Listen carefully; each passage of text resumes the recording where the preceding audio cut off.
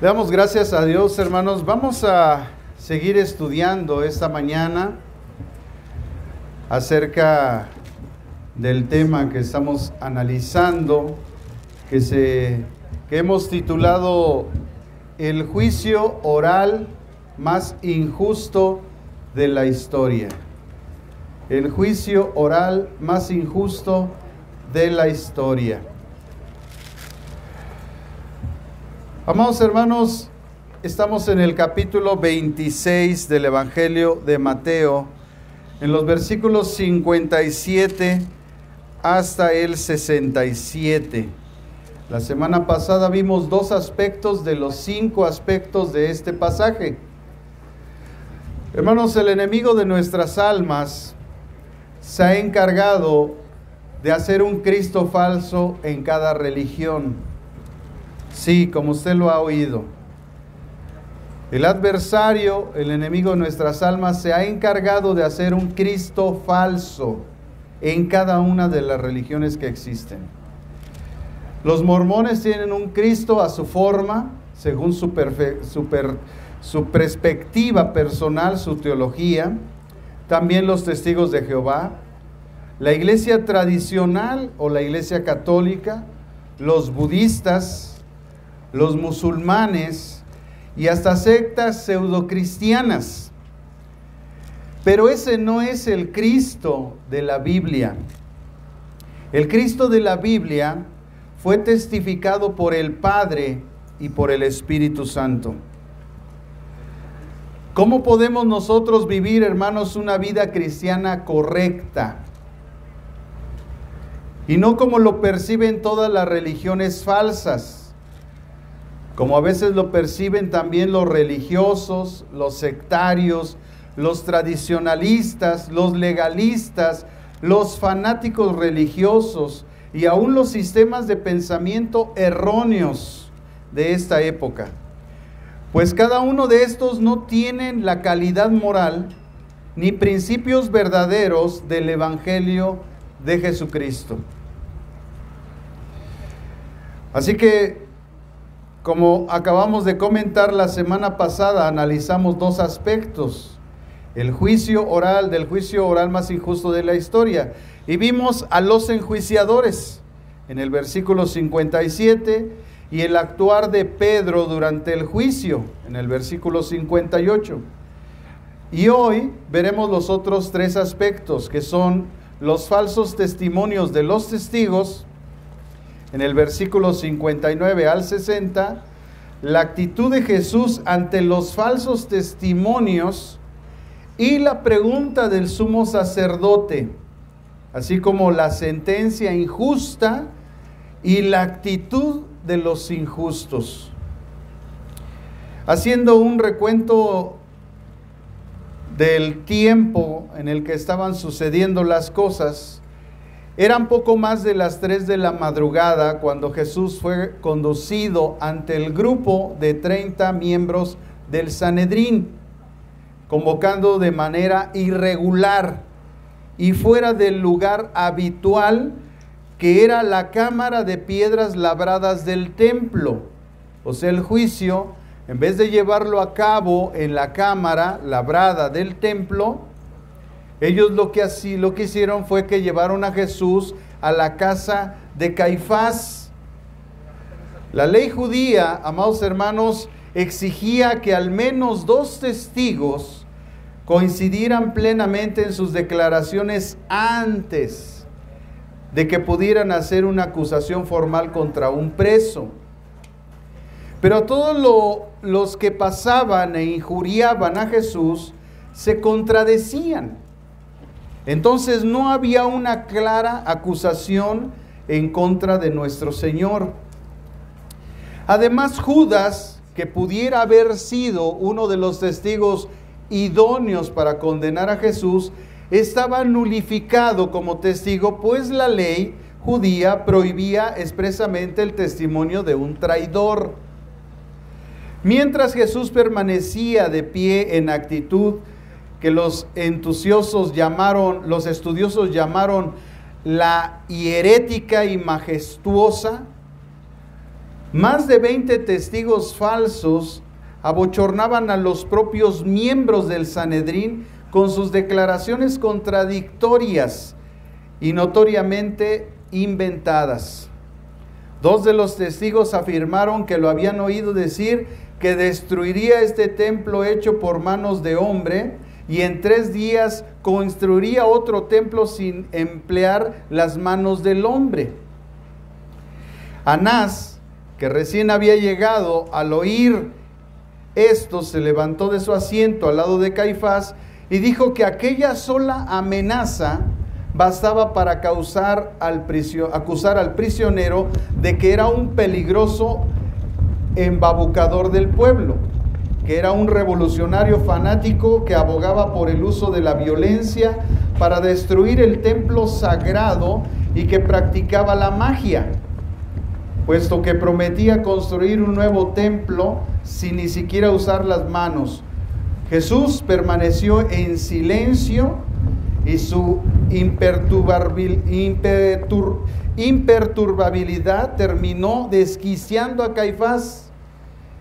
Esta era entonces, amados hermanos, la perspectiva en la que se encontraba Jesús. Veamos entonces, hermanos, el versículo 59 del capítulo 26 de Mateo. Y lo primero que vamos a ver son los falsos testimonios de los testigos. Versículos 59 al 60. Y dice: los principales sacerdotes y los ancianos y todo el concilio buscaban falso testimonio contra Jesús para entregarle a la muerte, y no lo hallaron, aunque muchos testigos falsos se presentaban. Lo primero que nosotros vemos, hermanos, es el malvado propósito. Dice el verso 59, y los principales sacerdotes y los ancianos y todo el concilio buscaban falso testimonio contra Jesús, y aquí está el malvado propósito: para entregarle a la muerte. Amados hermanos, la Escritura nos describe que ya era premeditada la mala intención de los enjuiciadores. Querían entregarlo a muerte, fuera como fuera. No iba a importar un testimonio a favor de Jesús, que ni siquiera lo hubo, para que lo pudieran librar de lo que ellos ya tenían en mente. Eran los falsos testigos, o eran falsos testigos debido a que seguramente ellos no estuvieron el día de los hechos. Solo les ordenaron que testificaran y les ordenaron que testificar. Es posible que los sobornaron y ellos se contradecían. Por eso fueron falsos sus testimonios. Lo segundo que vemos, hermanos, es la búsqueda del falso testimonio. Dice, y no lo hallaron, aunque muchos testigos falsos se presentaban. Al contradecirse, no hallaron testimonio para enjuiciarlo. Amados hermanos, posiblemente había quien no quería testificar en contra de Jesús. También es posible que lo que decían de él no lograba incriminarlo. O como dijimos anteriormente, es posible aún que sobornaban a la gente para testificar en contra de Jesús. Encontraron abundancia de falsos testigos, pero no que pudieran resistir la prueba de la contradicción. Porque cuando hay los juicios de careo, pasa un testigo y dice lo que sucedió, después pasa otro y dice lo que sucedió, y si no concuerdan los testimonios orales, el juez se da cuenta que hay contradicción y por lo tanto no hay culpa ni hay delito que perseguir, por cuanto los testimonios no son ambiguos. Sabemos, amados hermanos, que el falso testimonio era un pecado declarado dentro de los 10 mandamientos, el cual Israel no debía de cometer. Si usted busca en el libro de Deuteronomio, en el capítulo 5, versículo 20, Deuteronomio 5, 20, y en Éxodo 20, 16, ahí vamos a encontrar esta frase común: no darás falso testimonio contra tu prójimo. Amados hermanos, el falso testimonio es un pecado de afectación directa hacia el prójimo. Era un atentado contra la moral del ser humano. Pero además, ¿cómo? A ver, yo lo pongo ahorita sobre la mesa. ¿Cómo yo voy a enjuiciar a alguien cuando yo estoy igual o peor que él? ¿Cómo voy a exigir que esa persona tome un buen comportamiento hacia mí cuando yo estoy actuando igual? Esto pasa comúnmente en los matrimonios, ¿eh? La mujer que comúnmente es la que viene a acusar al marido, o viceversa. ¿Cómo es que venimos o con qué calidad moral venimos a hablar mal de alguien cuando nosotros estamos igual o peor? Eso es pecado. Eso es levantar falso testimonio.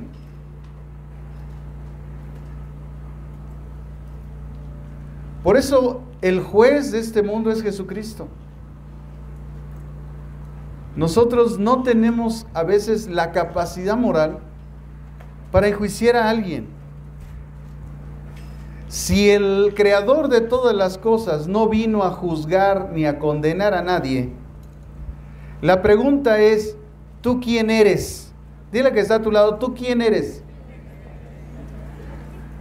Ay, amados hermanos, a veces se nos olvidan los principios más básicos de la palabra de Dios. Principios básicos. Pero nos jactamos que tenemos 20 años en la iglesia, 10 años, 5 años. Imagínense, nos jactamos del tiempo, pero no de lo aprendido, que es de lo que deberíamos de gloriarnos, de conocer a Dios. Qué terrible es, hermanos, que nosotros tengamos esas actitudes cuando nosotros no aplicamos nada en nuestra vida.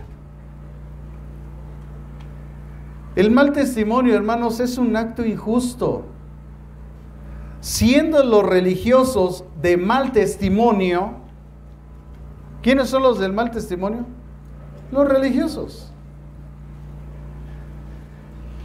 Estos religiosos de mal testimonio que eran para el pueblo de Israel, como Anás, Caifás, los escribas, los fariseos, Jesús un día los sentenció. Durante sus múltiples encuentros con estos religiosos, y enseñó a sus discípulos además este principio, que no estaba mal la enseñanza. La enseñanza nunca está mal. Lo que está mal es el que la recibe, sino la práctica. Jesús les dijo a sus discípulos: no desechen la enseñanza, pero no hagan como los religiosos que dicen. Los religiosos dicen, pero no hacen.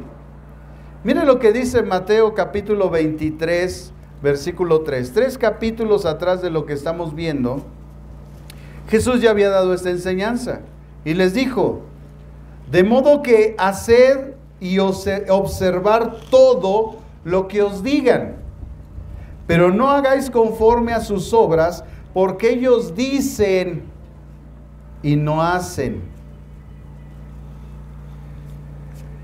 Es un gran problema, amados hermanos,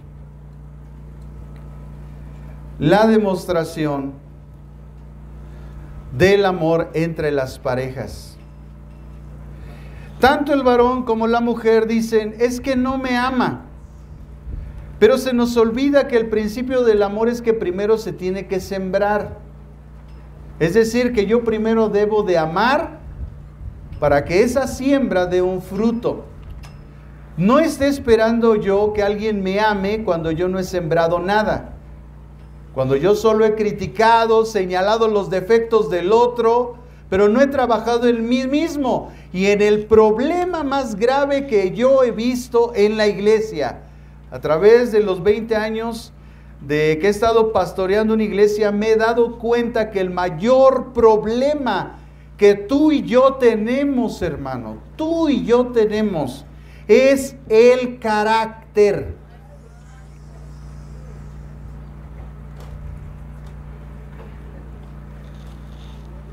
Un matrimonio, una pareja, un líder, una persona, por mucho conocimiento que tenga, si no cambia su carácter, no sirve para nada. Es un religioso fariseo que dice, pero no hace.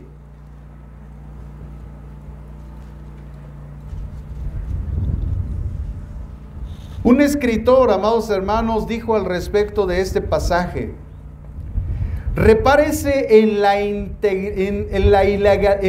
ilegalidad del proceder del Sanedrín.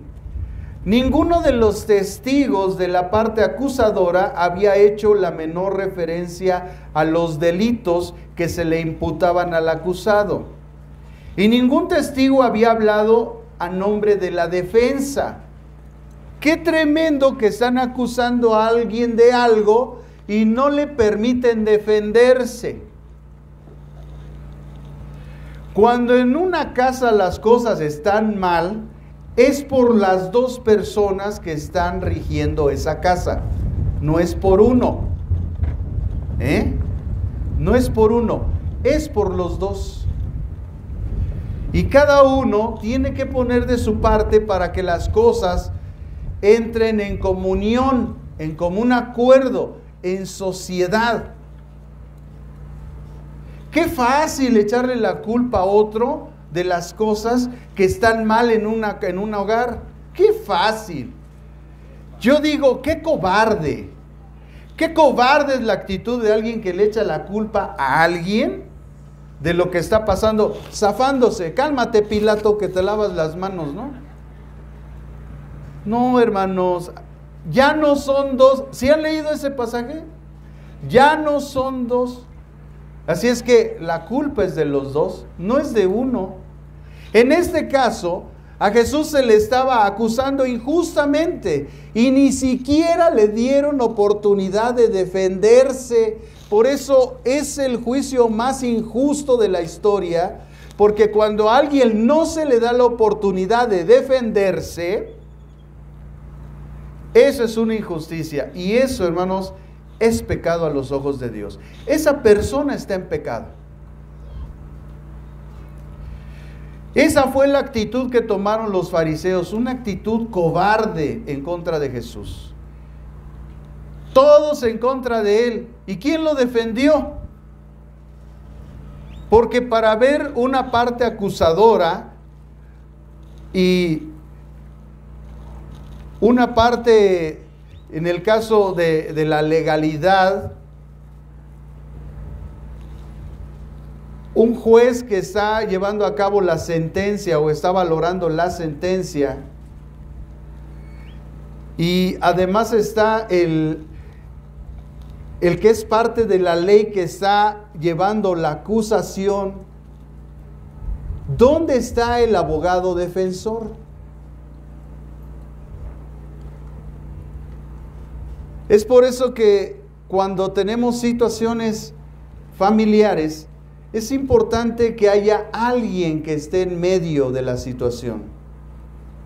Comúnmente lo mejor y lo más recomendado es que sea el pastor, porque como nosotros no estamos enterados de cada uno de ustedes en el sentido de sus sentimientos personales, sino que nosotros vamos a exponer las cosas de acuerdo a la palabra de Dios, es necesario que esté alguien antes de que nosotros tomemos decisiones, porque podemos equivocarnos y eso puede dañarnos por toda la vida. En algunas enseñanzas anteriores habíamos compartido, hermanos, que Dios no se equivoca. Si Dios puso a una mujer o un varón a tu lado, es porque Dios no se equivoca. Quien se va a equivocar vas a ser tú. Antes de que tomes una decisión, primero debes de consultarlo con Dios. Al consultarlo con Dios, tú te vas a dar cuenta claramente que Él está en contra del divorcio. Está en contra de la separación. Una vez que tú ves eso, tú descartas esa decisión, porque no es voluntad de Dios. Le seguimos escarbando y vamos a llegar al origen de las cosas, nuestro carácter, nuestra actitud. Es el problema que tenemos siempre. Llegué el sábado a clase, me decía el pastor, mi maestro me decía, qué difícil es tratar con la iglesia, ¿verdad, pastor? Le digo, sí, hermano. Sobre todo en las cuestiones de carácter. Dice, ese es el problema básico de la iglesia. Le digo, sí, yo lo sé. Es el problema básico, el carácter de la gente. El que quieren hacer lo que se les hincha, hermanos, ahí lo dejo. Quieren hacer lo que quieren, no lo que Dios dice. Por eso la semana pasada poníamos el ejemplo, que nos desentronizáramos. Que dejáramos que Cristo se sentara en el trono y no nosotros. Porque si nos sentamos nosotros vamos a hacer nuestra perfecta voluntad y nos vamos a equivocar. El día de mañana vamos a estar chillando. No debemos de ignorar las maquinaciones del enemigo. El enemigo en nuestras almas nos aventaja en conocimiento. Necesitamos nosotros entender que el propósito del adversario es la destrucción del matrimonio. Si tú estás ahí, bueno, ya deberías de entender que Satanás está a punto de deshacer todo lo que Dios quiso formar en tu vida. Está a punto de destruir el propósito de Dios de tu vida. Y como siempre, los más afectados siempre son los hijos. Ellos son los que van a cargar con las consecuencias de muchas malas decisiones de los padres.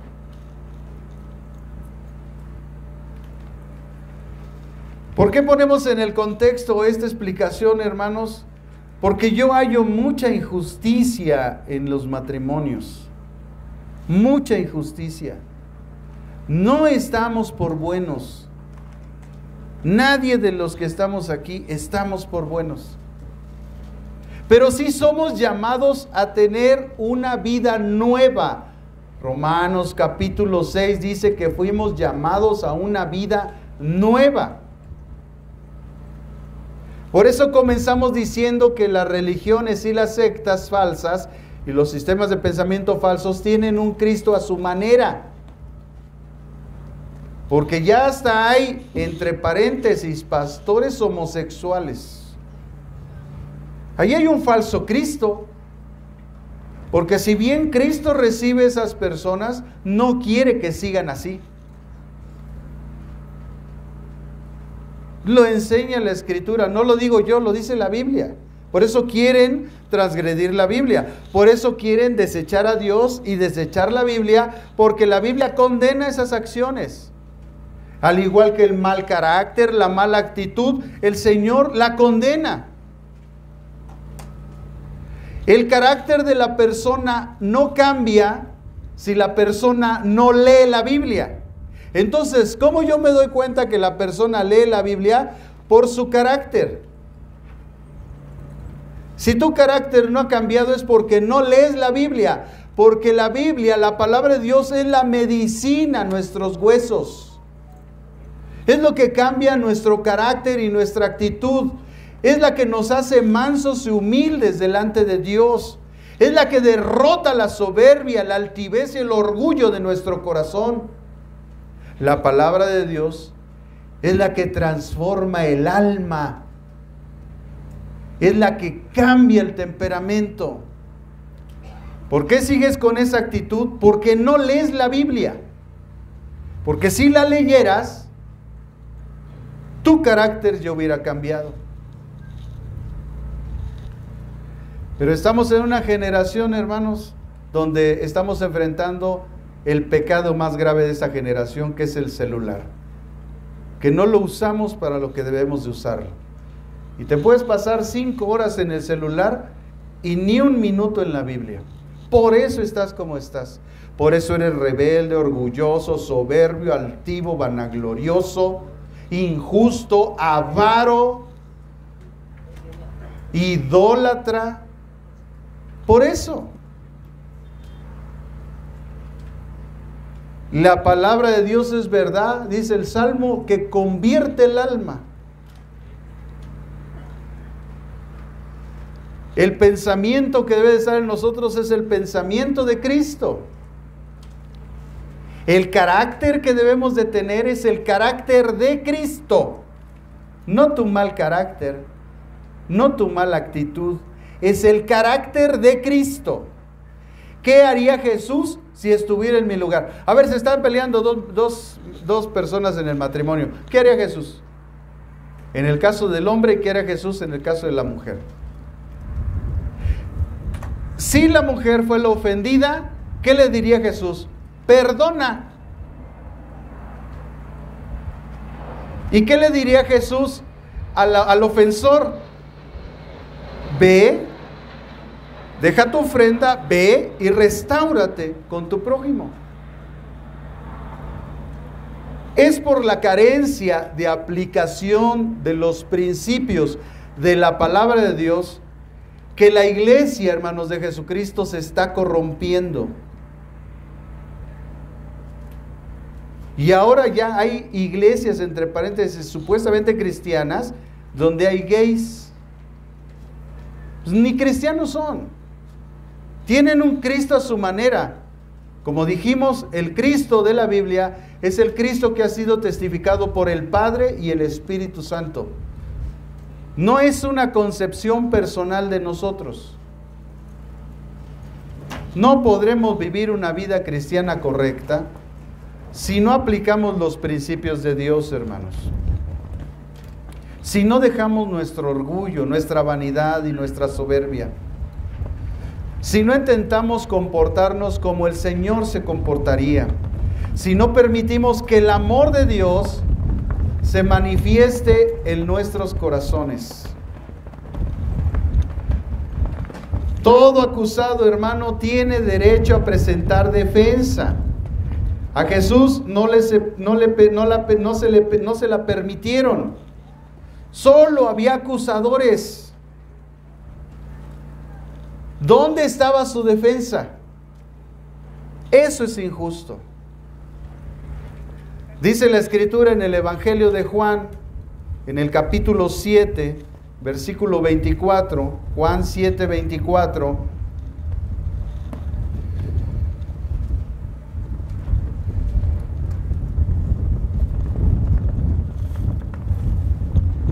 Está fuerte el viento, ¿eh? Pues con que no sea la potestad del aire, hermano. Y si es que el Señor lo reprenda y que lo apacigüe. Juan 7:24 dice: no juzguéis según las apariencias, sino juzgad con justo juicio. Es triste, es al mismo tiempo, amados hermanos, indigno observar a personas que hacen un concepto acerca de nosotros sin conocernos. La gente tenía diferentes conceptos de Jesús. Unos decían que era un profeta, otros decían que era Elías, otros decían que era Jonás, otros decían, ¿verdad? Como Pedro testificó que él era el Hijo del Dios viviente. Y todos tienen un concepto, hermanos, acerca del Señor, tenían un concepto acerca del Señor Jesús, pero no lo conocían. Por eso la sentencia en una generación es que les dice, nunca te conocí. Y todos tenían un concepto equivocado acerca de Jesús, y yo me doy cuenta que en este tiempo también lo seguimos teniendo, un concepto equivocado acerca de Jesús. Hemos formado un Jesús de acuerdo a las películas de Hollywood, al mártir del Calvario de la película mexicana chafa, y a un Cristo religioso, sin considerar uno de los aspectos más importantes de la vida de Jesús, es que Él era un hombre al 100%. Y aunque al mismo tiempo era Dios, Él no usó de su autoridad, porque Él se despojó de ella en el cielo. Filipenses capítulo 2, se despojó de ella, y el que obró los milagros por medio de Él fue el Espíritu Santo. Él no usó su poder de Dios, Él usó el poder del Espíritu a su favor, o el Espíritu de Dios obró a su favor. Pero Él fue 100% hombre. Tenía debilidades, también lloraba, también tenía hambre. Esos son aspectos que Dios no tiene. Eso es lo que no empata a la gente, la humanidad de Jesús y al mismo tiempo su divinidad. Aunque era Dios, en ese momento su manifestación era de un ser humano común y corriente. Igual fue tentado. Si Él hubiera sido Dios, Dios no puede ser tentado. Él era Dios, pero Él se despojó. No escatimó ser igual a Dios, sino que se despojó. Se hizo hombre y se hizo obediente hasta la muerte en la cruz. Él fue 100% hombre aquí en la tierra. Y eso a veces no nos hace ver, no nos hace entender que el comportamiento de Jesús era de un ser humano común, pero sin pecado y sin que se hallara mentira en su boca.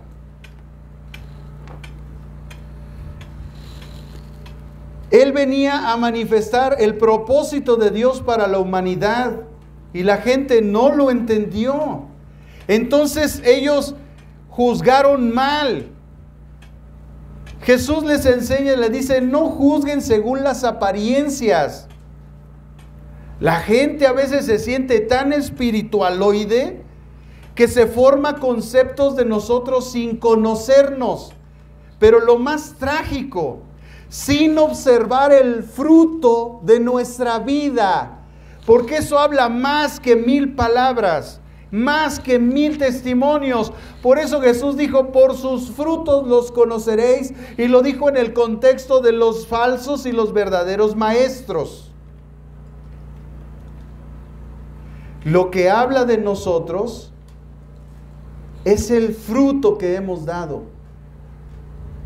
Tú puedes decirme de ti muchas cosas, yo puedo decir de mí muchas cosas, pero lo que dice quién soy yo es el fruto.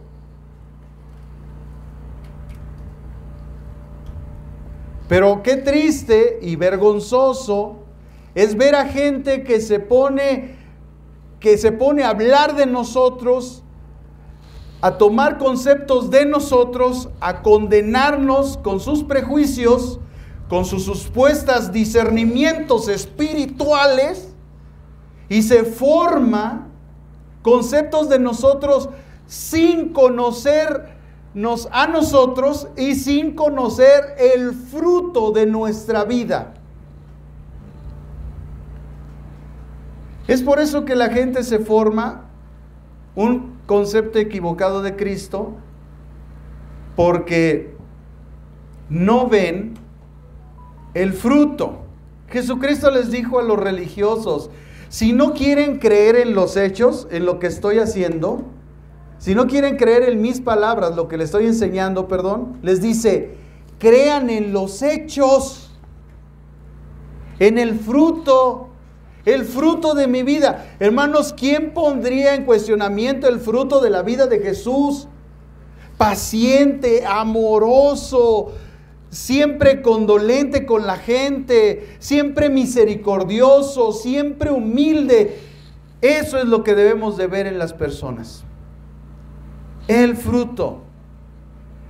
Pero hay gente sin escrúpulos, religiosa, supersticiosa, mística, espiritualoide,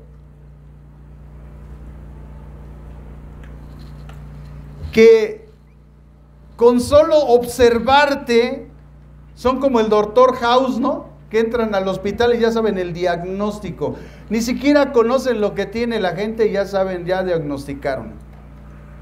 Ni siquiera conocen el testimonio y el fruto, ya lo diagnosticaron. Ya están obrando en maldad para desecharlo sin haberlo conocido y ver su fruto. Hermanos, eso es un juicio injusto. Esa gente está en pecado. Esa gente, hermano, tarde que temprano, tiene lo que ha buscado.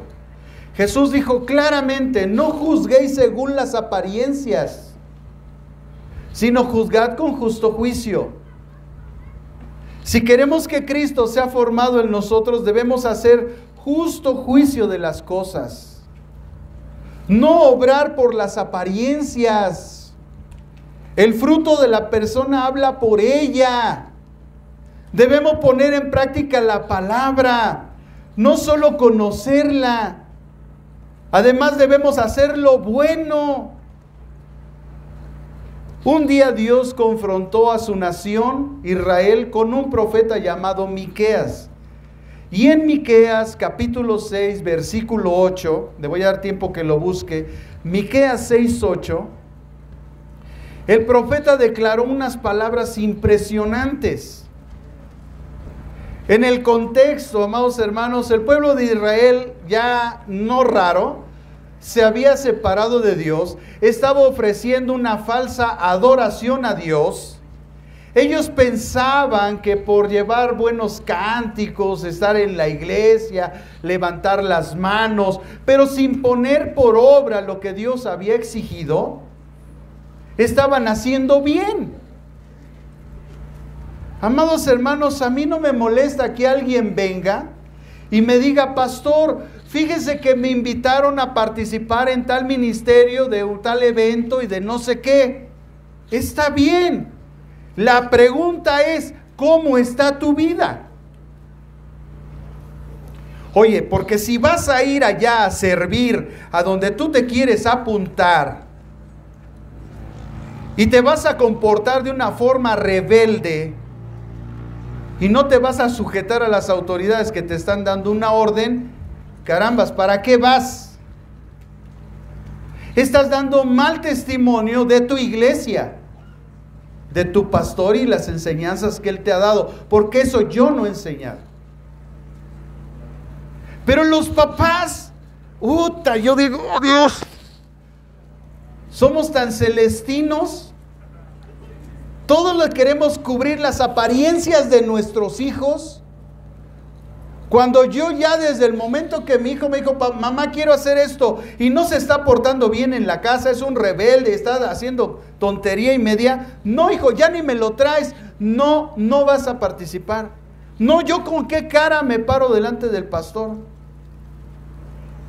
¿O con qué calidad moral tú pides participar en algo cuando eres un rebelde?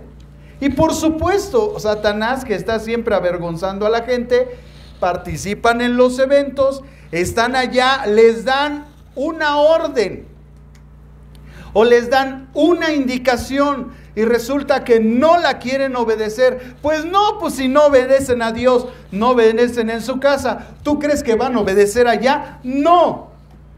Y quedan avergonzados y quedan dando mal testimonio de su iglesia. Hermanos, le voy a pedir un favor. Si usted está viendo a su hijo que está dando mal testimonio, ya ni me lo traiga si va a servir en algún lado, porque va a ser avergonzado, como apenas pasó en este evento que estuvimos. Yo siempre estoy dispuesto, nunca, no me gusta bloquear a los jóvenes, pero también deben de ir con una calidad moral correcta, porque si no son avergonzados. Y allá les dan una indicación y se portan rebeldes. No sirve esa gente, hermano. Una vez hablé con los de alabanza y le dije, a mí no me importa qué tan bonito cantes, qué tan bonito toques. Yo aquí no quiero artistas, yo quiero adoradores en espíritu y en verdad. Aunque tengan la voz de guacamaya, no importa. El Espíritu Santo cambia todo en olor fragante a Dios. Eso es lo bueno. Así que no importa. Hermanos, para mí es trágico escuchar de supuestos cristianos, ¿verdad? Que porque son reconocidos o están en iglesias grandes y resulta que van a un evento y quieren, o sea, se portan de una forma pues incorrecta y actúan como si fueran artistas. Ay, hermanos, de verdad, a esos échenmelos. Cuando encuentren unas personas así, hermanos, si algún día hacemos un evento y hay gente de esa calidad, échenmela y yo los pongo de patitas y que se vayan, porque a Cristo no lo adoran los artistas, los adoran aquellos que están pegados con Él en espíritu y en verdad. Esa gente, hermanos, es soberbia.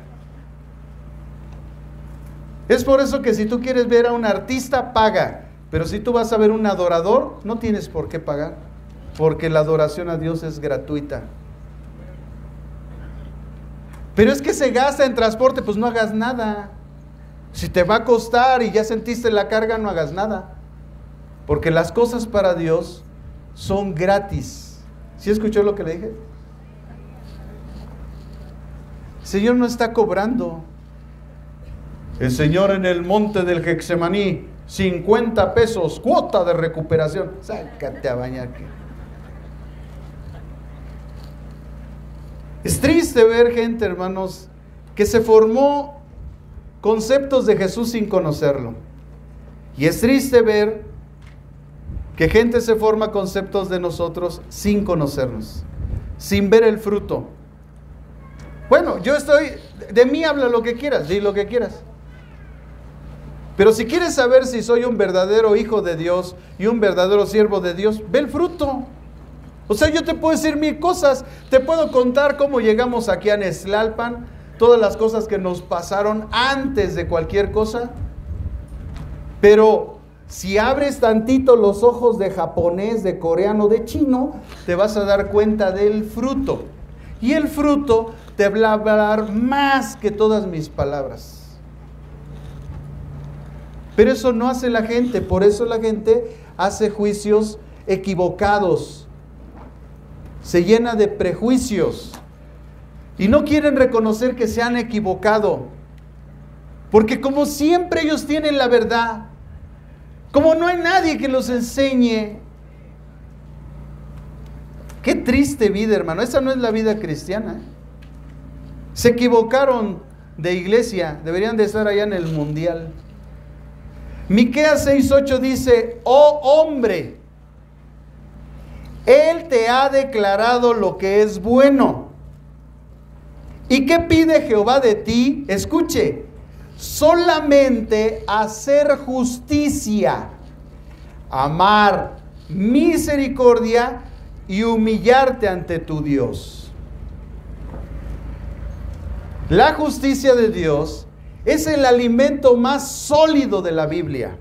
Y Miqueas lo ratifica, que Dios ha pedido al ser humano hacer justicia. ¿Cómo tú vas a hacer justicia si no conoces la justicia de Dios? Sí, amados hermanos. Hay gente que quisiéramos cortarle la cabeza. embolsarlo y colgarlo del puente. Pero si nosotros actuáramos en justicia, es como la pregunta que hace la gente: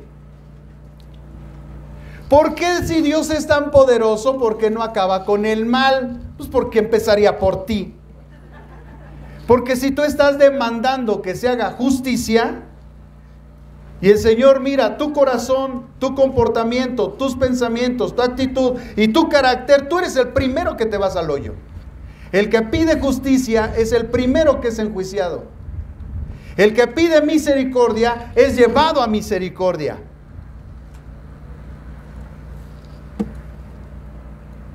Por eso Dios le dice al hombre: haz justicia. Yo puedo quejarme de mi esposa, yo puedo quejarme de mi esposo, yo puedo quejarme de mis hijos, pero en el momento que empieza la queja de mi parte, el juicio se empieza a aplicar a mi vida. Porque yo no soy digno de enjuiciar a nadie. Yo no era cristiano, hermanos. Y cuando mi padre, ¿verdad?, andaba en esa situación tremenda de alcoholismo, yo nunca lo juzgué, porque yo entendí, yo no era cristiano, y yo entendí que yo no era nadie para juzgar a mis padres. ¿Yo quién soy? Algo pasó en sus vidas, pero yo no soy nadie. Un día seré padre y lo entenderé. Y créanme, ahora que estoy acá, lo sé. Y cuando era congregante todo me parecía mal, juzgaba todo mal. Pero cuando me paré acá, de acuerdo al consejo de mi pastor, me dijo: ahora vas a comprender. Entendí. Y dije: ¿qué razón tenía papá? ¿Qué razón tenía mi pastor de todo lo que me decía? ¿Por qué me llamaba la atención? ¿Por qué me culminaba a obedecer? ¿Por qué? Porque hay un porqué. Porque Dios nos ama. No quiere que nos perdamos. Y ese sentimiento de amor lo ha puesto en el pastor.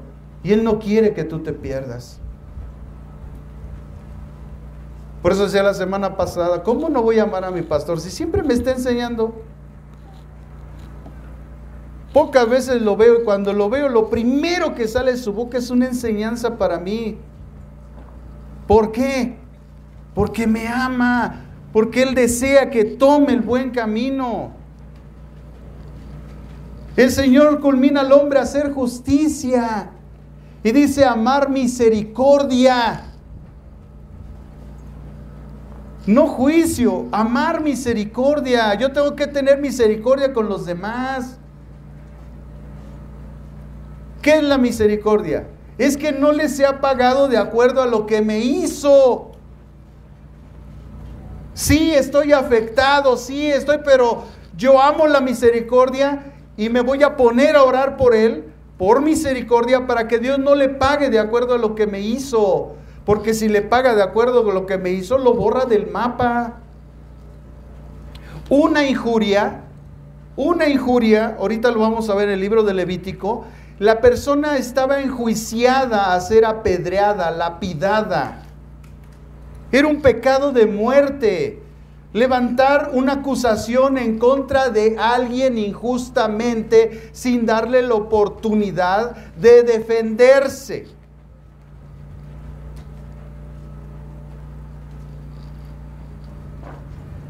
La actitud de Jesús, hermanos, que Él tuvo ante estos falsos testimonios, nos da mucho ejemplo a nosotros.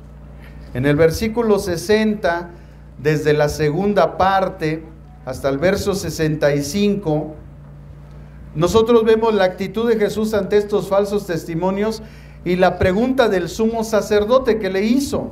Y dice el verso 60 en la segunda parte: pero al fin vinieron 2 testigos falsos que dijeron: este dijo, puedo derribar el templo de Dios y en 3 días reedificarlo. Y levantándose el sumo sacerdote le dijo: ¿no respondes nada? ¿Que testifican estos contra ti? Mas Jesús callaba. Ahí está la actitud del Señor, hermanos. Entonces el sumo sacerdote le dijo: ahí está la pregunta. Te conjuro por el Dios viviente que nos digas si eres tú el Cristo, el Hijo de Dios. El Hijo de Dios.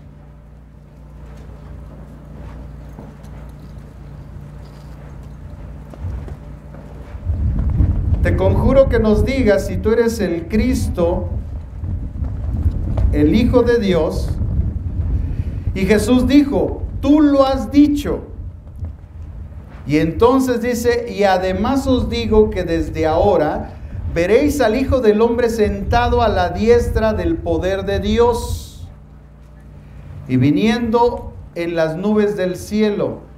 Entonces el sumo sacerdote rasgó sus vestiduras diciendo, ¡ha blasfemado! ¿Qué más necesidad tenemos de testigos? He aquí, ahora mismo habéis oído su blasfemia. En este pasaje, hermanos, hay varios aspectos importantes. La Escritura dice primero que se presentan el testimonio de dos testigos falsos. Y dice, cuando inicia en el verso 60, pero al fin vinieron dos testigos falsos que dijeron, este dijo, puedo derribar el templo de Dios y en 3 días reedificarlo. ¿Dijo Jesús esas palabras? Sí las dijo. Sí dijo, destruyan este templo y yo lo reconstruyo en 3 días. Sí dijo eso. Entonces, ¿por qué fueron falsos? Porque seguramente ellos no estuvieron ahí. Solamente los sobornaron y les dijeron que ellos dijeran algo. Es muy importante, hermanos, que nosotros conozcamos la intencionalidad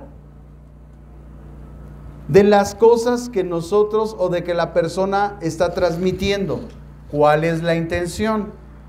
Aquí en México somos muy buenos para eso, porque en el tono de la voz nosotros podemos discernir la intención del que se dicen las cosas. No es lo mismo decir, ¿cómo estás?, a que digan, ¿cómo estás? La intención de la voz nos hace ver, la forma de hablar nos hace ver la intención de las cosas. Si están hablando, ¿verdad?, atrás de nosotros, nos están hablando con presbicia, si están tratando de meternos una trampa, nosotros nos damos cuenta por el tono de voz. Entonces ellos solamente dijeron, ¿verdad?, en su expresión, este hombre dijo que puede derribar el templo y en 3 días reedificarlo, pero el tono de voz, la forma en que lo dijeron, no fue en la forma que Jesús lo dijo, ni tampoco la intención en que lo dijo. Porque hay todo un contexto de las cosas. Le estaban pidiendo señal de que Él era el Mesías.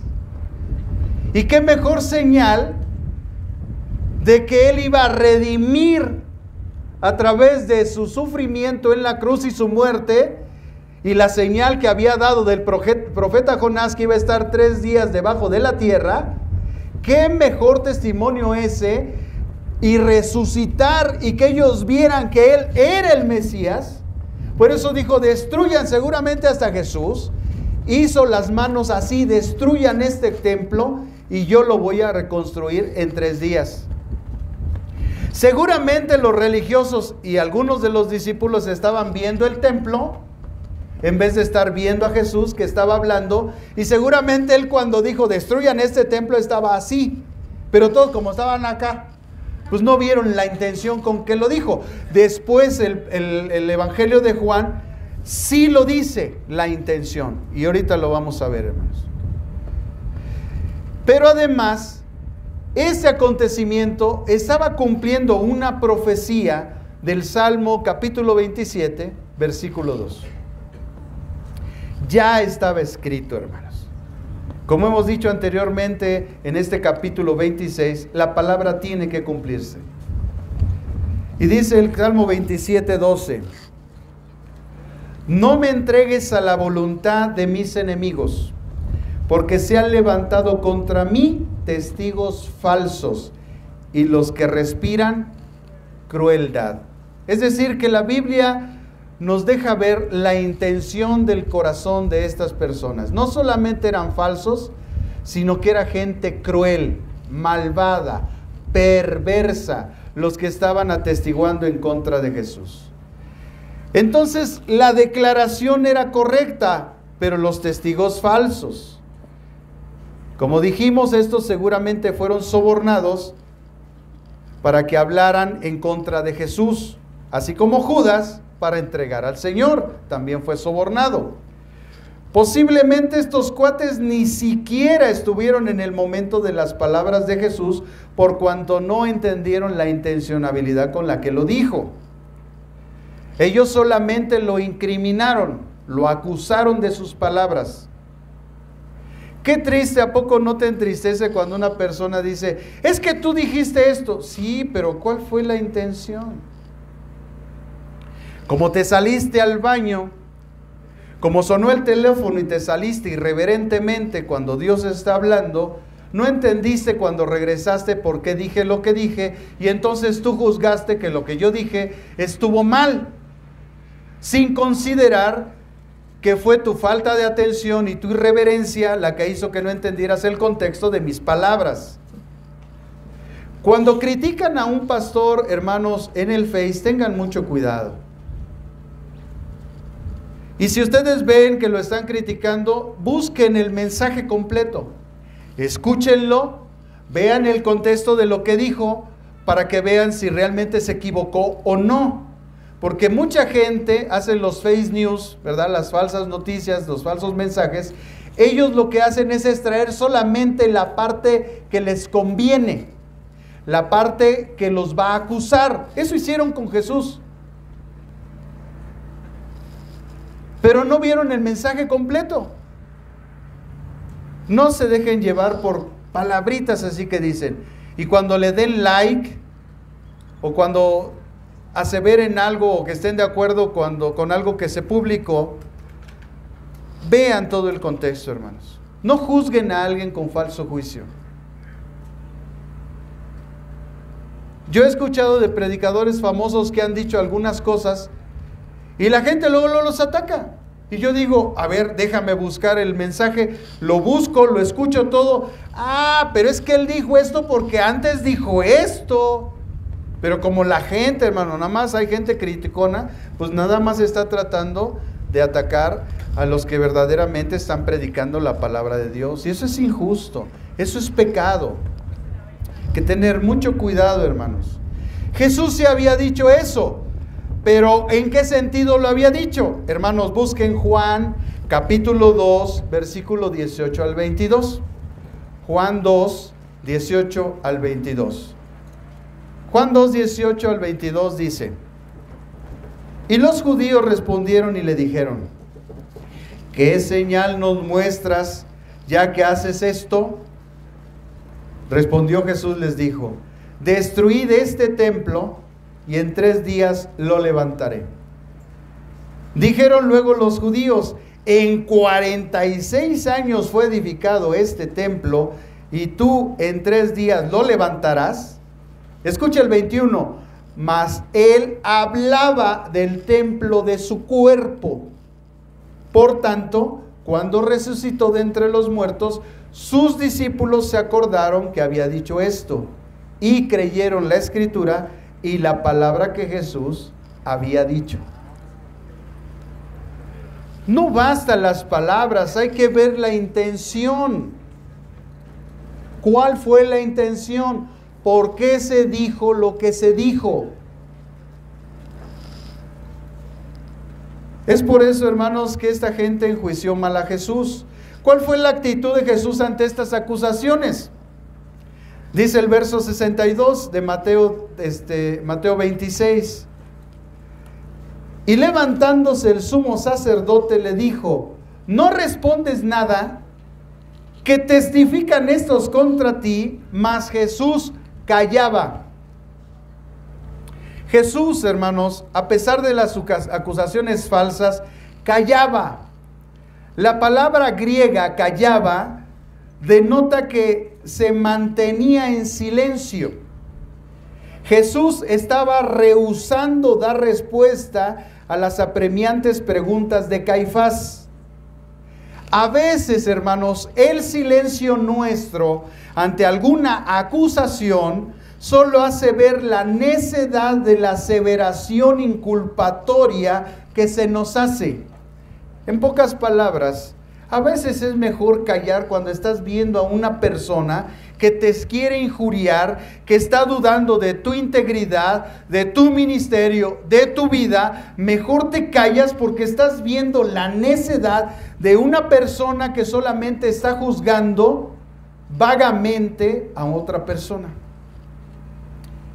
Jesús, al saber que conocía todas las cosas, que esos eran falsos testigos, mentirosos y difamadores, pues seguramente nada más los observaba y decía, ¡uta!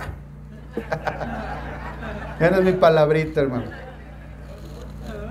O sea, de verdad, ¿cómo quieren hacer un juicio? Miren, hermanos, eso pasó con la mujer que fue hallada en adulterio. ¿Cómo querían que Jesús hiciera justicia ante una mujer que había sido adúltera, había sido hallada en adulterio, cuando carambas, ¿dónde está el otro que estaba con ella? Por eso Jesús no tuvo herramientas. Hermanos, Jesús no vino a transgredir la ley. Si hubieran traído al otro que estaba con ella, los dos nos la pidan en ese momento, porque la ley decía eso, y la ley tiene que ser cumplida, y Jesús no vino a abrogar la ley, la vino a cumplir. Pero al traer solamente una parte acusatoria, Jesús no la pudo condenar. Porque el problema del adulterio es de dos, no de uno. Por eso Jesús se quedó callado. Digo, bueno, a ver, el que esté libre de pecado. O sea, ya estaban ellos en pecado. El Espíritu los redarguyó, porque al traer solamente a un acusado, debiendo de haber sido dos, vean la condición que tenía la mujer, hermanos. Que al varón lo salvaron, seguramente fue Caifás o Anás. O otro de la sinagoga, hermanos, que andaba metido con la mujer. Ya no, condénenle a la mujer, porque a la mujer, hermanos, la tenían calificada peor que los animales. La mujer no tenía una calidad, ni siquiera, valía más un animal que una mujer en la antigüedad. Y Jesús vino a dignificar a la mujer. No la vino a empoderar, la vino a dignificar. No, hoy todas se quieren empoderar. Empodérate de los trastes, de lavar tu casa, de levantar el cochinero que tienes ahí. Ahí no estás empoderada, ¿verdad? Hermanos, eso es misticismo. Hermanos, yo salí de ahí, yo sé lo que es eso. Eso es misticismo. Toda la gente que se anda empoderando, hermanos, eso es misticismo. Está dentro de las ramas de la brujería y la hechicería. Eso se ha metido en la iglesia. La iglesia, Satanás la quiere corromper porque tiene que venir la apostasía. Y a veces les digo a algunos hermanos, hermano, me extraña que siendo araña no te cuelgues de la telaraña. O sea, si ya sabes esas cosas... No, pero se andan empoderando. Trata bien a tu esposa, trata bien a tu marido. ¿Qué te vas a empoderar de qué? Poderes de los gemelos fantásticos, ¡actívense! Cálmate. O sea, son caricaturas, hermanos. Bueno, si no lo sabían, son caricaturas. No es de la vida real, ¿eh? Espada del augurio. Lo que deberían de hacer es esa oración que hacen las caricaturas, ¿no? Convierte este cuerpo decadente. Ahí sí. Ya no vean los Thundercats.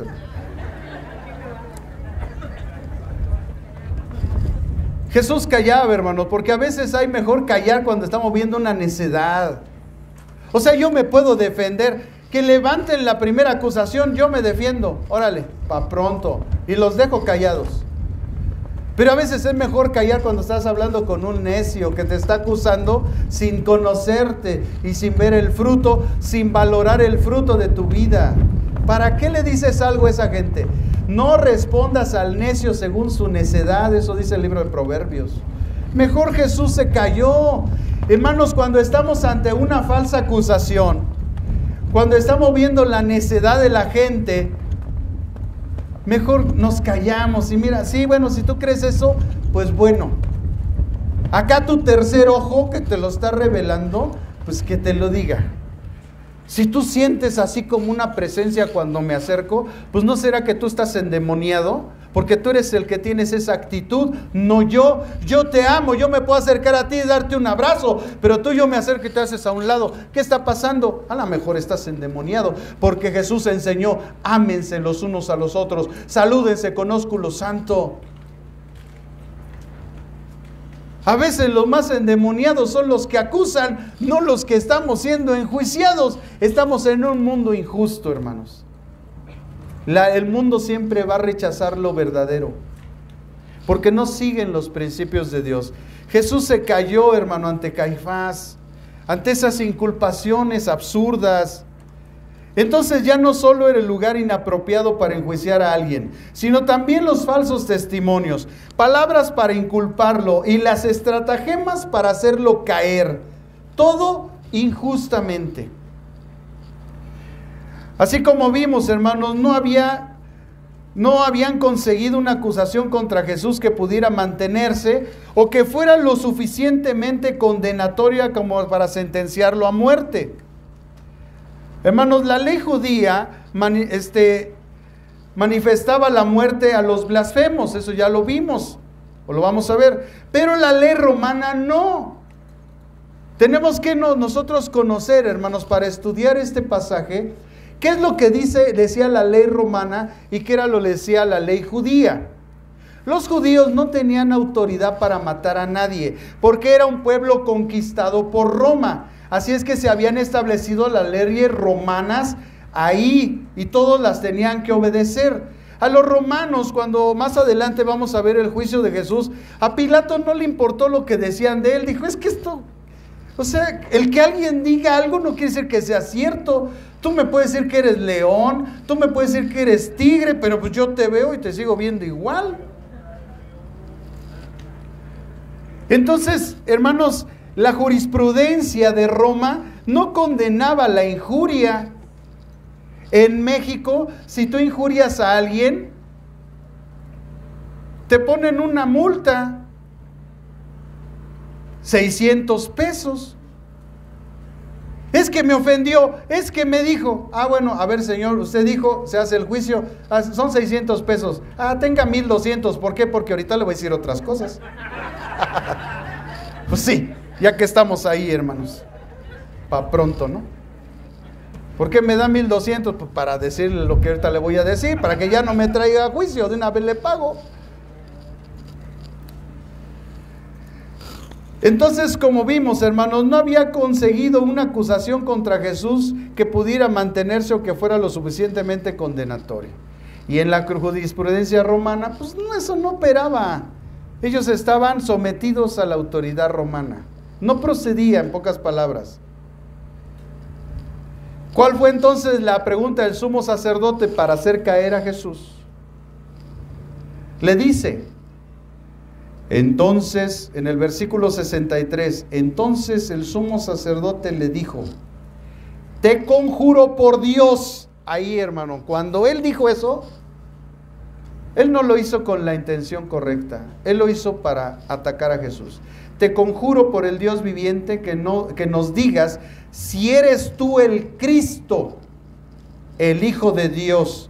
Y Jesús le dijo, tú lo has dicho.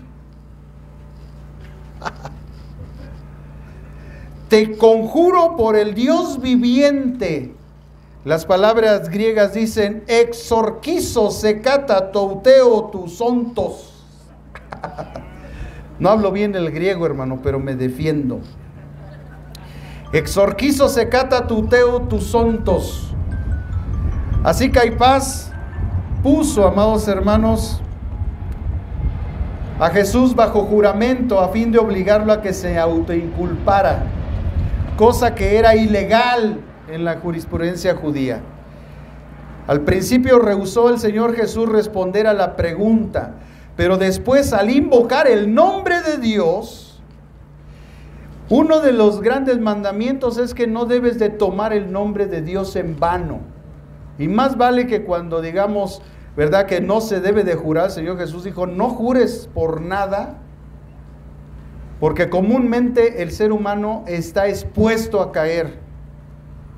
Pero aquí Jesús fue probado con el nombre de Dios, y Jesús, que era el portador de la verdad, tuvo que hablar verdad. Y cuando se conjuró el nombre de Dios, Jesús respondió, tú lo has dicho. Con estas palabras Jesús había proclamado su identidad, y además con estas palabras Jesús desafió a Caifás, como diciéndole, ¿qué vas a hacer? Si soy Dios, ¿qué vas a hacer? ¡Wow! No, nuestro Señor, hermanos, si alguien pensaba que estaba en debilidad, no, Él estaba lleno del Espíritu Santo. Jesús no rehusó responder bajo solemne juramento, pues Él era portador de la verdad y esta verdad lo involucraba directamente. No sería blasfemia, hermano, que el verdadero Mesías hiciera tal declaración. Pero era intolerable admitir ante los religiosos que Jesús pudiera ser el Mesías, pues no era la esperanza que ellos tenían. Ellos por ninguna razón querían aceptar a Jesús. Los fariseos no querían saber nada de Él, porque Él no era la clase de Mesías que ellos se habían imaginado. Ellos tenían un falso Cristo. No habían entendido las profecías. No habían entendido, hermanos, lo que los profetas habían hablado de Jesús. Aún sabiendo claramente qué uso se haría de su confesión y declaración, y que lo acusarían de blasfemia, Él siempre dijo la verdad. Jesús siempre habló la verdad. Él era la verdad personificada. No podía mentir, estaba en contra de su naturaleza. A pesar del peligro, el Señor tomó el riesgo.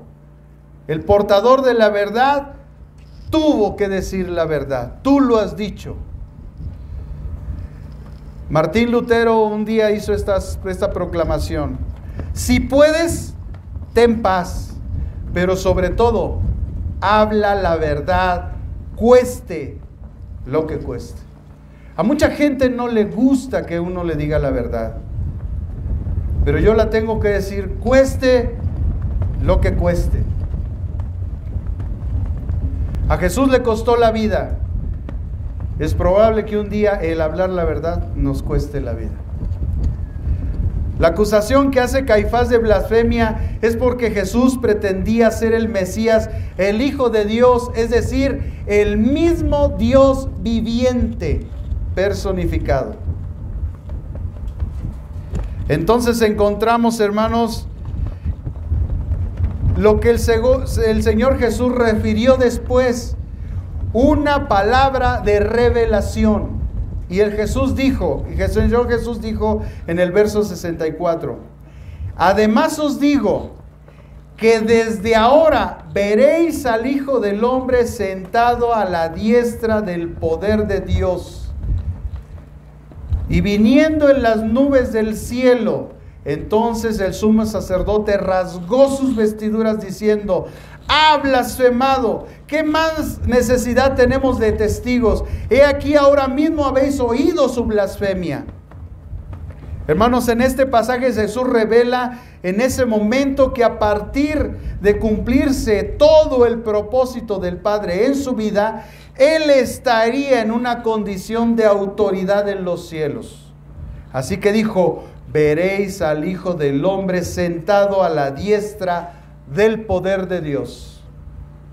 Aquí no está hablando de una sola persona. Aquí vemos claramente dos personas posicionadas en el reino de Dios. el Padre y el Hijo. Si no, Jesús hubiera dicho, me veréis sentado en el trono del cielo. Eso no dijo. Él dijo, me veréis a la diestra, a la derecha ¿de qué? Del poder de Dios. Ahí estaba el Padre y ahí estaba el Hijo. Y el Espíritu Santo era la persona que estaba inspirando a Jesús para decir estas palabras. Dios es uno, pero son tres personas. Y aquí está otro pasaje que demuestra la existencia de la Trinidad. Hermanos, es muy importante que yo les comunique esto. Hay una falsa enseñanza que niega la Trinidad, y esa es una herejía del principio de los tiempos, aún cuando los apóstoles estaban predicando. Tengan mucho cuidado con esa herejía que habla que la Trinidad no existe. Si bien es muy difícil explicarle, hermanos, la enseñanza está clara en la Biblia, desde el Antiguo Testamento hasta el Nuevo Testamento. Lo que pasa es que la gente no ha tenido la responsabilidad de estudiar ese aspecto en toda la Biblia, y no solamente dejarse llevar por algunos versículos transgiversados, interpretados a su forma, que tratan de negar la Trinidad, hermanos. La Trinidad no es una invención de la Iglesia Católica. La Trinidad es un mensaje de Dios en toda la Biblia. Y ahí estamos de acuerdo con la Iglesia Católica. Dios es uno, pero en tres personas. Esto no fue una cuestión de un concilio. Es una cuestión bíblica. Solamente que la gente no tiene la responsabilidad de estudiar. Solamente se deja llevar por lo que alguien les dice, y como son sus líderes espirituales, lo siguen. Hermanos, la gente que es responsable se pone a estudiar las cosas. No se deja llevar nomás por lo que alguien dice. Se pone a estudiar. Ve los dos aspectos. Estudia un aspecto, estudia otro aspecto. Le pide al Espíritu Santo y el Espíritu Santo lo lleva a la verdad. Esa es la responsabilidad de todo líder cristiano. Pero como eso lleva tiempo y somos flojos, pues ahí están los resultados. En este pasaje Jesús, hermanos, revela su divinidad.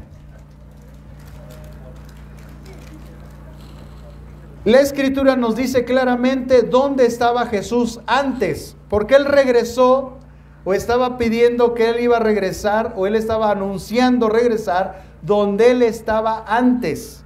Miren lo que dice Juan capítulo 17, versículos 4 y 5. Juan 17, 4 y 5.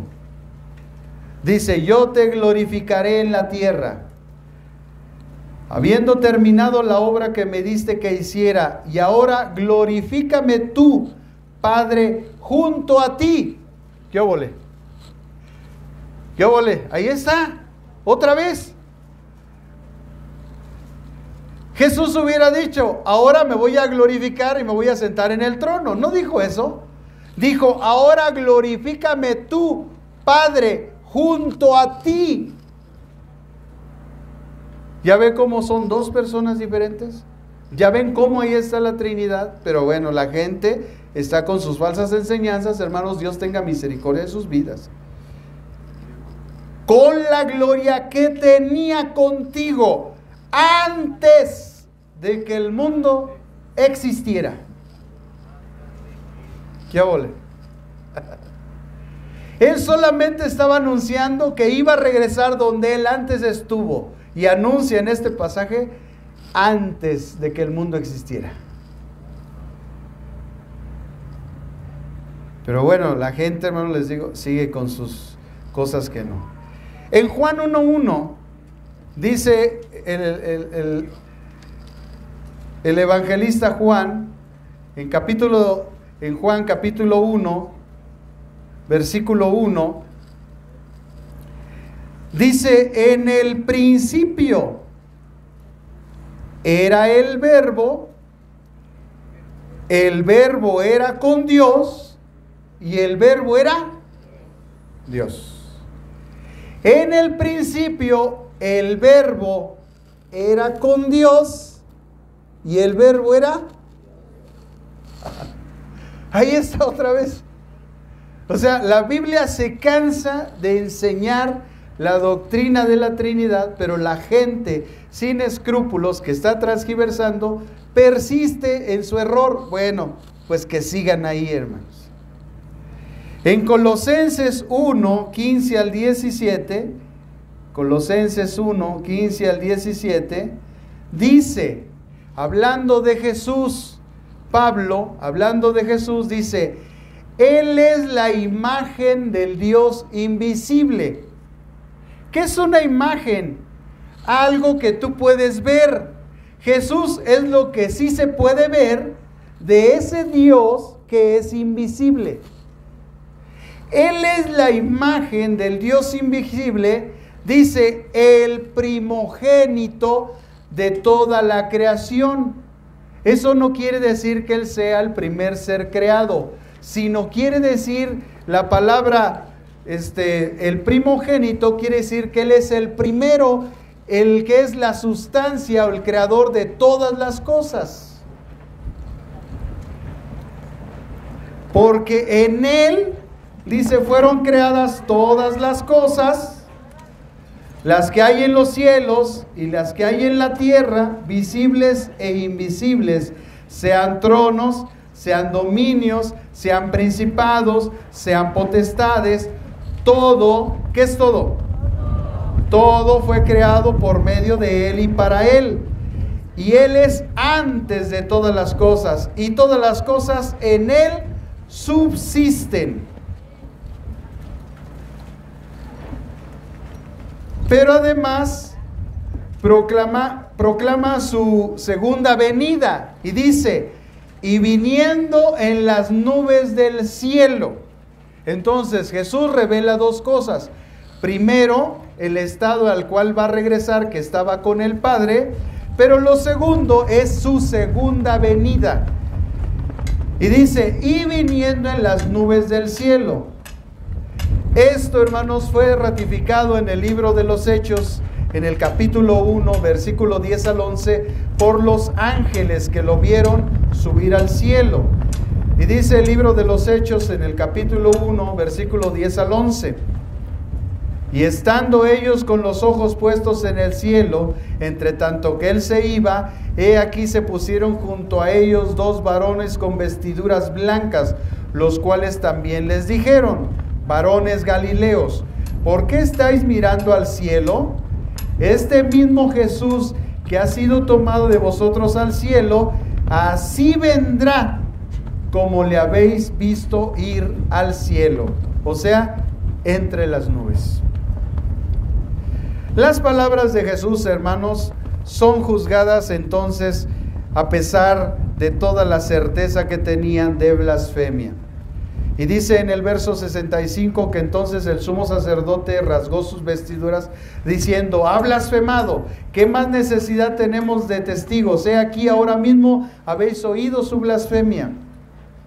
Rasgarse las vestiduras, hermanos, entre los judíos era un símbolo de indignación ante una blasfemia.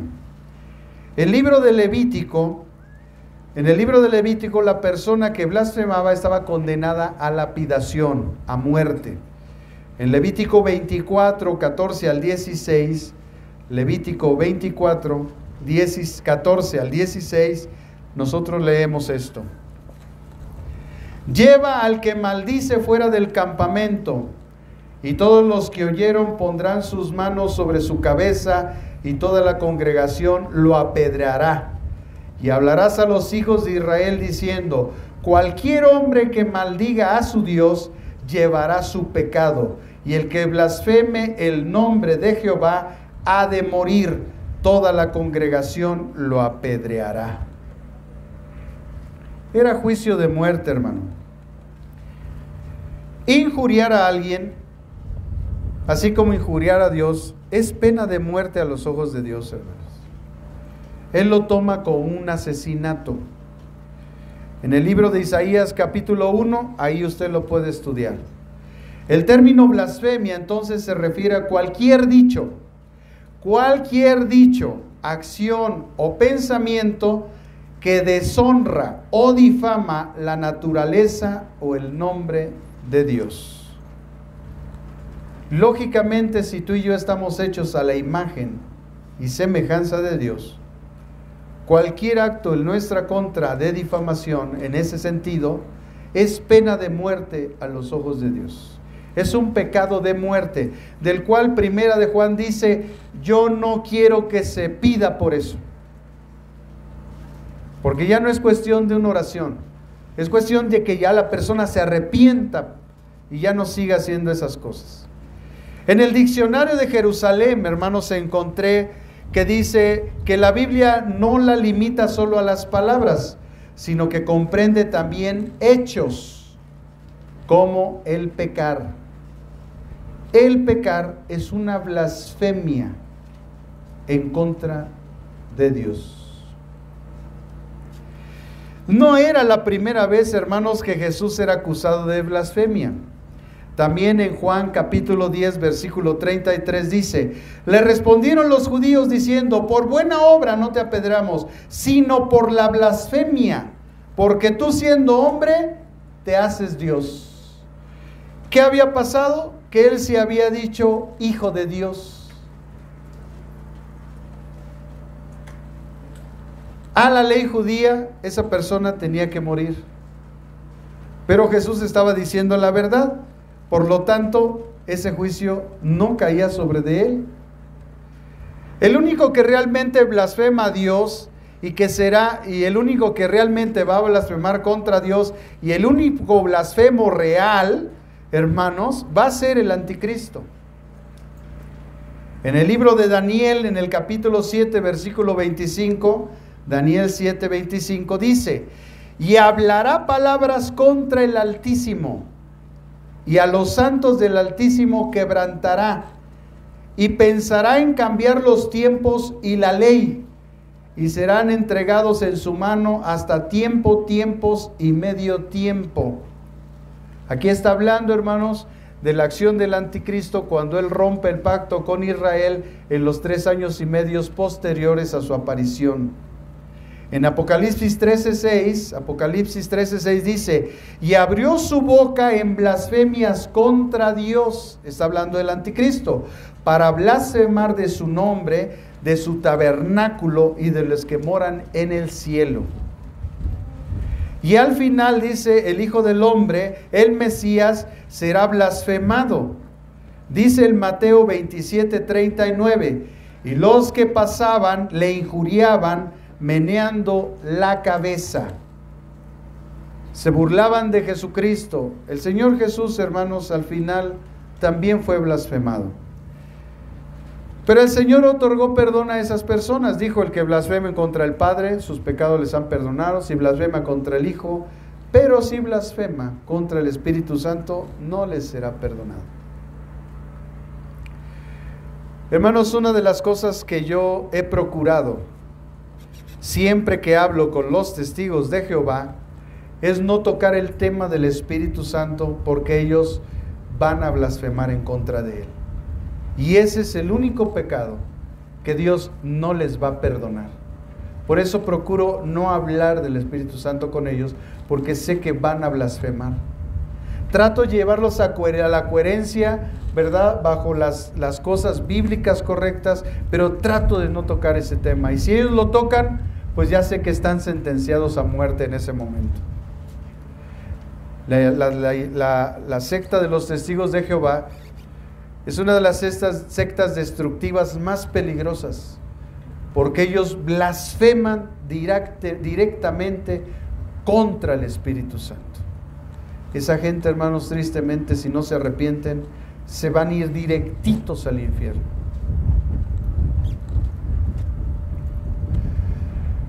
Jesús, hermanos, no era un blasfemo. Él era la verdad personificada.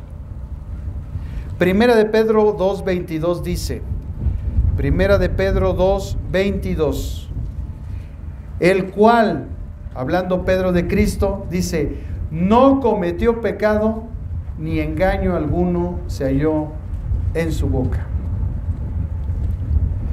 En el Evangelio de Juan, en el capítulo 18, versículo 37 y 38, Juan 18, 37 y 38, dice, le dijo entonces Pilato, ¿luego tú eres rey? Respondió Jesús, ¿tú dices que yo soy rey? Yo para esto he nacido y para esto he venido al mundo, para dar testimonio de la verdad. ¿Qué verdad? Pues que él era rey. Se lo acaba de decir a Pilato. Yo para eso he venido al mundo, para que todos conozcan que yo soy el rey, para dar testimonio de la verdad, de que yo soy rey. ¿Y saben qué dijo Pilato? Dice, todo aquel que es de la verdad oye mi voz. Y entonces Pilato dijo, ¿qué es la verdad? Te lo acabo de decir. Jesús, hermanos, es el camino, es la verdad y es la vida. El Señor vino a mostrarnos un camino a través de la verdad para llevarnos a la vida eterna. Eso es lo que conlleva decir las palabras de Jesús, yo soy el camino, la verdad y la vida. El Señor vino a mostrarnos un camino a través de la verdad para llevarnos a la vida eterna. Por último, hermanos, nosotros vemos la sentencia injusta y la actitud de los injustos en el versículo 66 al 68. Ellos dijeron, ¿qué os parece? Y respondiendo ellos dijeron, es reo de muerte. Entonces le escupieron el rostro y le dieron de puñetazos y lo abofeteaban, diciendo, profetízanos Cristo, ¿quién es el que te golpeó?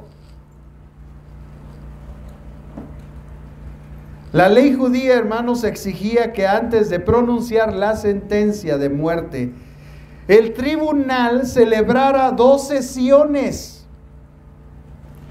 Y la segunda sesión debía tener lugar al día siguiente de la primera. A Jesús lo enjuiciaron en un ratito. Eso es injusto. Ellos mismos quebrantaron su misma ley. Pero el fanatismo y el ánimo de linchamiento que reinaba entre los miembros del Sanedrín hicieron que el día se redujera a 1 hora. En 1 hora enjuiciaron a Jesús.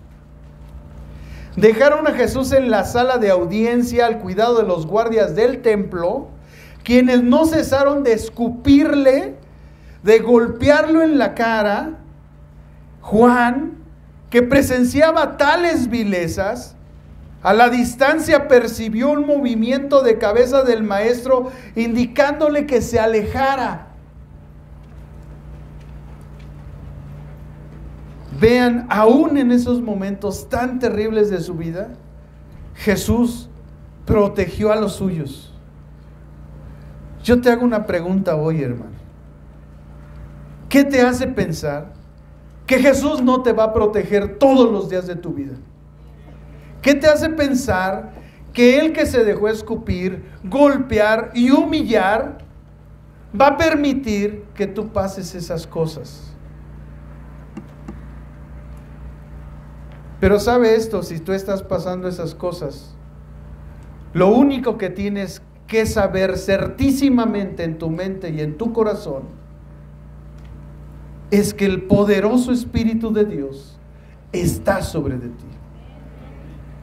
Siempre que hay alguien que habla de mí, que me injuria, o que te habla de ti, o te injurie sin tener la verdad,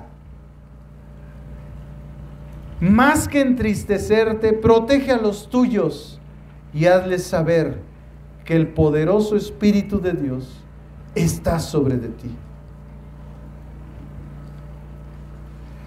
Es algo que nuestra mente racional no alcanza a comprender. Cristo fue acusado, hermanos, para que nosotros no fuéramos condenados. Y si en cualquier momento nosotros sufrimos así, recordemos que no podemos tener la expectativa de que nos vaya mejor que a Jesús, porque Él es nuestro Maestro. Y si a Él le hicieron eso, nosotros ¿qué nos podemos esperar?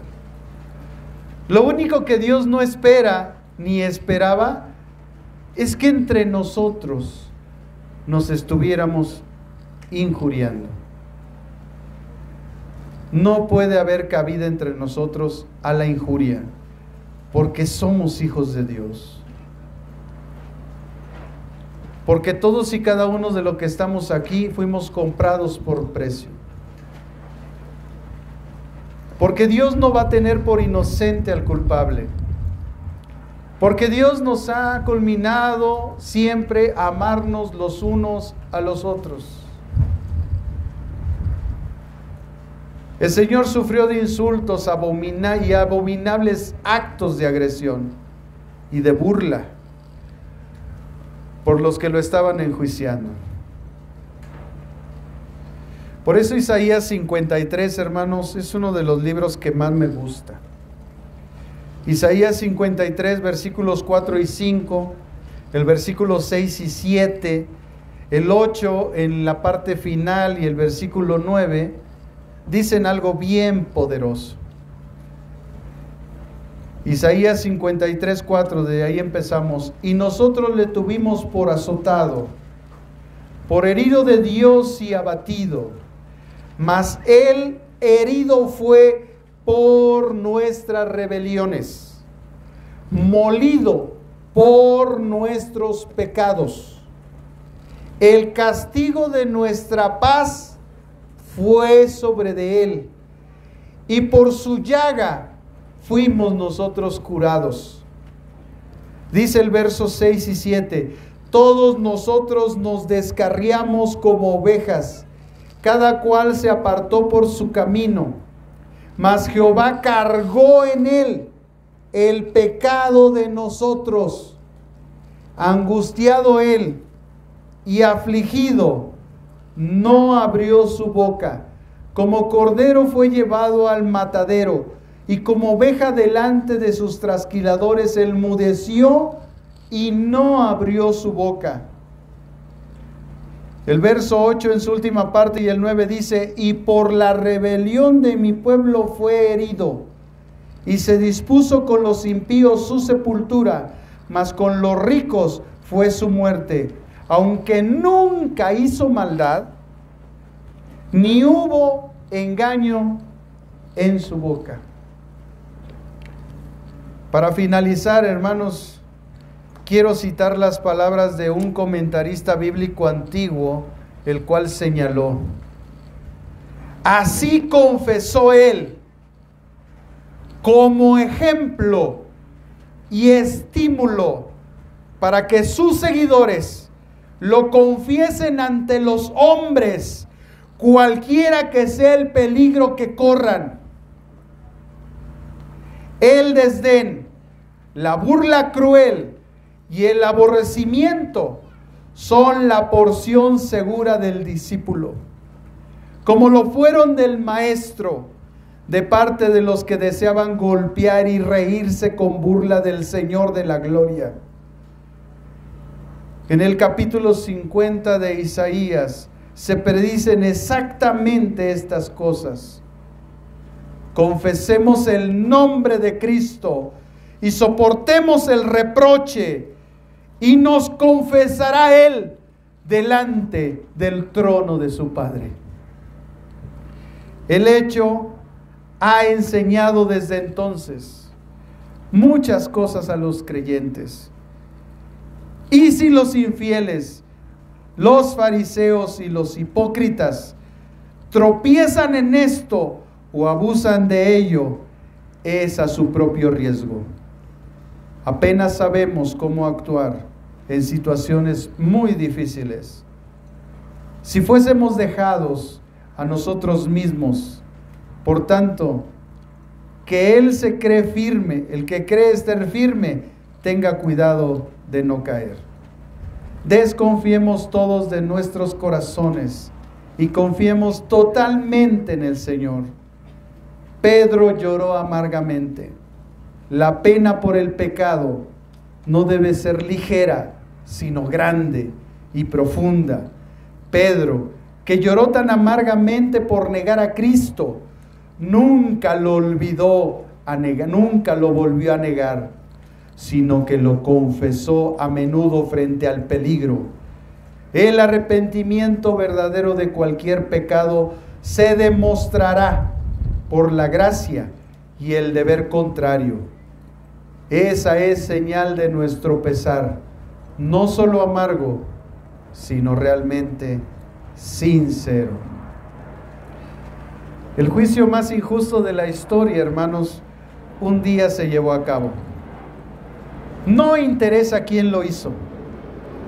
Lo que interesa es que sepamos que un inocente murió, y por esa causa Dios también juzgará a toda la humanidad de todas las generaciones por la muerte de ese hombre que injustamente murió, por un injusto juicio oral. El arrepentimiento de nuestros pecados, la fe en su sangre y su resurrección nos dará la salvación de enfrentar ese juicio, de estar delante del Padre y delante del Cordero inmolado, como sacrificado, bañado en sangre y siendo inculpados por cada escupitajo, por cada golpe, por cada obra hecha al Santo de los santos, al Rey de los reyes, al Señor de los señores, al Creador de todas las cosas, delante del Padre. Mucha gente estará si no se arrepiente. Esto no es cuestión de religión, esto es cuestión de que seamos racionales y entendamos que Jesús murió por nuestros pecados, que Él resucitó al tercer día como está escrito en las Escrituras, y que Él resucitó según las Escrituras, para que tú y yo tuviéramos redención y vida eterna. Él nos otorgará entonces por gracia la vida eterna. No es cualquier cosa, hermanos, lo que Jesús hizo por nosotros. Yo no puedo imaginarme la voz deslumbrante y poderosa de Dios hablando contra todos aquellos que crucificaron a su Hijo. El evangelista decía: ¿quién contará esta generación?